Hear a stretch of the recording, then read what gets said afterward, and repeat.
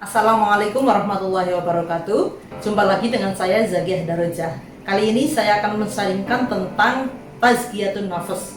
Apa itu tazkiyatun nafas? Tazkiyatun nafas biasa diartikan sebagai pembersihan jiwa atau penyucian jiwa.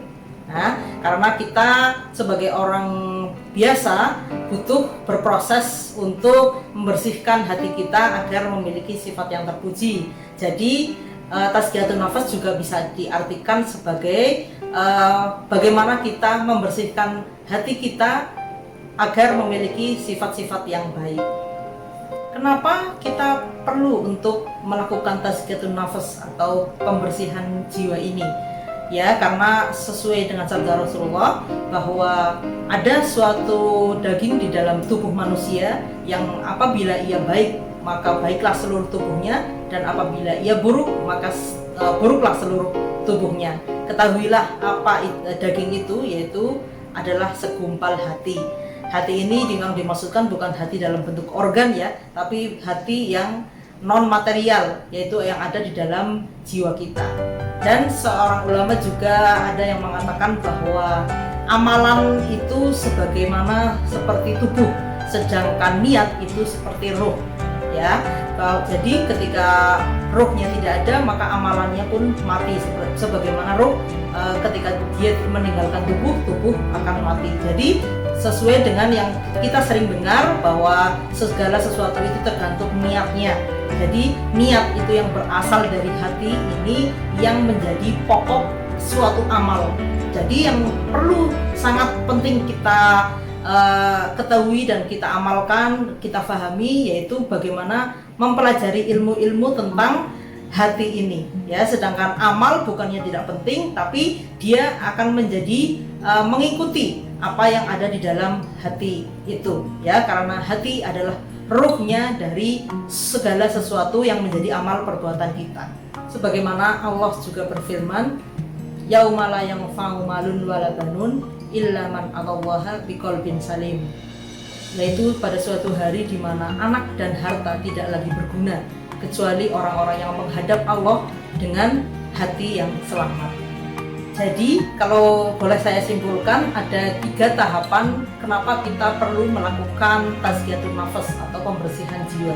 Yang pertama, karena Nabi Muhammad menuntun kita untuk memperbaiki akhlak ya, innama bu'itsu liutammima makarimal akhlak. Begitu Nabi bersabda bahwa beliau diutus ke muka bumi adalah untuk memperbaiki akhlak yang mulia.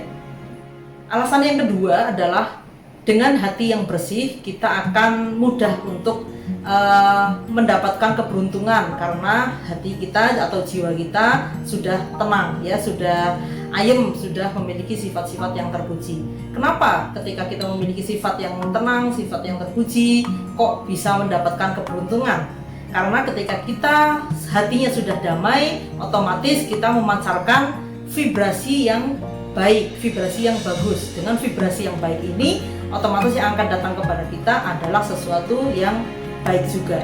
Meskipun itu ada sesuatu yang tidak baik, kita sudah bisa menerimanya sebagai sesuatu yang segalanya baik. Memang semua sudah baik adanya. Jadi ketika kita memiliki hati yang sehat, hati yang bersih, kita bisa memaknai segala sesuatu sebagai keberuntungan, dan kita pun akan lebih dekat kepada keberuntungan-keberuntungan itu.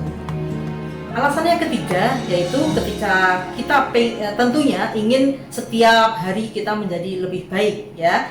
Nah, ketika kita ingin menjadi lebih baik dalam tindakan, dalam pikiran, dalam hati, dalam perilaku ya, dalam akhlak, tentunya kita harus membersihkan dulu apa-apa yang di dalam diri kita yang masih kotor ya. Jadi kita tidak langsung bisa ujuk-ujuk menjadi bersih, tapi kita harus membersihkan dulu apa yang ada di dalam diri kita. Karena kita sudah hidup sekian puluh tahun ya, pasti banyak kotoran-kotoran yang menempel di dalam diri kita.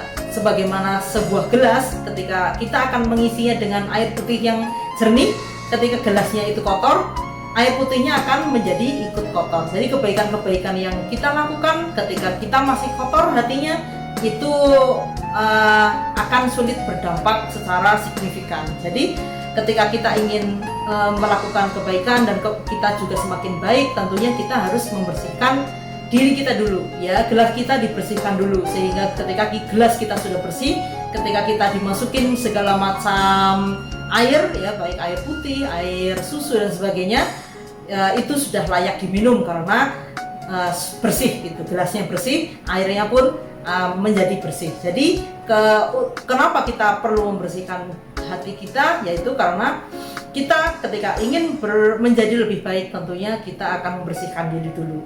Nah, ketika diri kita sudah bersih atau disebut juga sebagai tahalli, yaitu membersihkan jiwa kita, setelah bersih kita baru menghiasi diri kita dengan kebaikan atau sifat-sifat yang terpuji atau disebut tahalli ya. Jadi 3 alasan ini yang saya sebutkan, meskipun banyak sekali alasan lain tentunya yang bisa kita jadikan pijakan hingga kita menjadi terpacu untuk segera melakukan yang namanya tazkiyatun nafas ini. Nah, mudah-mudahan ketika kita mulai sungguh-sungguh untuk membersihkan jiwa ini, kita bisa berproses untuk meningkat dari nafsu yang rendah menjadi kita memiliki nafsu yang lebih baik begitu. Kalau dalam kajian Islam ada disebut yang pertama itu nafsul amarah, yaitu orang-orang yang memiliki jiwa yang penuh dengan diselimuti oleh hawa nafsu ya, masih diliputi oleh sifat-sifat amarah, dengki, hasad, sombong dan sebagainya, yang membuat hatinya jelas kemerungsung ya, karena masih diliputi oleh hawa nafsunya.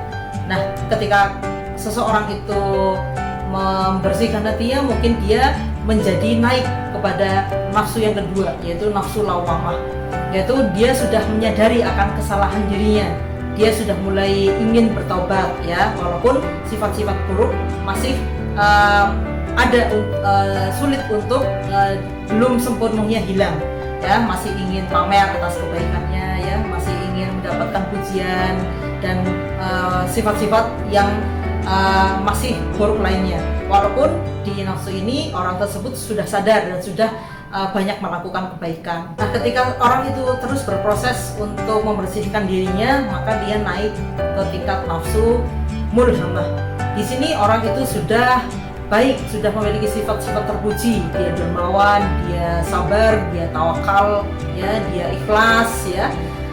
Cuma akar dari sifat terpujinya ini belum sepenuhnya menancap dalam, ya. Jadi masih bisa goyang. Walaupun di sini juga sudah sangat bagus gitu. Nah, yang berikutnya ketika orang itu terus berproses, maka akan sampai pada nafsul mutmainnah. Nah, di sini orang tersebut sudah memiliki jiwa yang tenang, ya. Dia sudah diliputi oleh sifat-sifat terpuji dan akalnya sudah kuat, sehingga dia sudah ridho kepada Allah, ya, sudah penuh dengan tawakal, ya, ikhlas juga, sabar, penuh syukur dan sebagainya. Nah, paling tidak kita berusaha untuk sampai pada nafsul mutmainnah ini, meskipun sebenarnya tingkatan nafsu ini ada sampai 7, yaitu sampai tingkatan nafsul kamilah, ya. Di sini sudah hanya ada cinta kepada Allah. Wah, ini lumayan berat, ya. Ini hanya para utusan yang bisa sampai kepada nafsu kamilah, ya. Nah, kita bisa sampai pada nafsul mutmainnah aja sudah sangat bagus sekali, ya, karena prosesnya tentunya tidak mudah meskipun juga tidak sulit, ya. Ketika kita bisa memiliki jiwa yang tenang, itu harapan dari kita semua, sehingga hidup kita lebih bahagia, ya. Bahagia bukan arti berhura-hura atau penuh dengan kesenangan, tapi bahagia karena hati kita memang damai dan mensyukuri bahwa segala sesuatu ini memang karunia Allah Subhanahu wa taala yang tidak bisa dibandingkan dengan apapun, ya. Seperti Allah juga berfirman, ya ayyatuhan nafsul mutmainnah irji'i ila rabbiki radiyatan mardiyah fadkhuli fi ibadi wadkhuli jannati. Hai jiwa yang tenang, kembalilah kepada Tuhanmu dengan hati yang ridho dan diridhoi, dan masuklah ke dalam golongan hamba-hambaku, dan masuklah ke dalam surgaku. Nah, mudah-mudahan kita berproses dalam tazkiyatun nafas ini bisa sampai pada memiliki jiwa yang tenang ini. Tentunya saya bukanlah orang yang sudah sampai, karena saya men-sharingkan ini pun dalam rangka sedang masih belajar. Nah, siapa tahu dengan saya sharing, kita sama-sama untuk berproses agar kita saling bisa menasehati dalam kebaikan dan menasehati dalam kesabaran, ya. Tentunya saya banyak kesalahan dalam menyampaikan video ini, belum sempurna sepenuhnya. Nanti saya akan sambung di video berikutnya tentang bagaimana kita menjalankan tazkiyatun nafas ini, ya. Mohon maaf apabila ada kesalahan-kesalahan. Billahi taufiq wal hidayah. Assalamualaikum warahmatullahi wabarakatuh.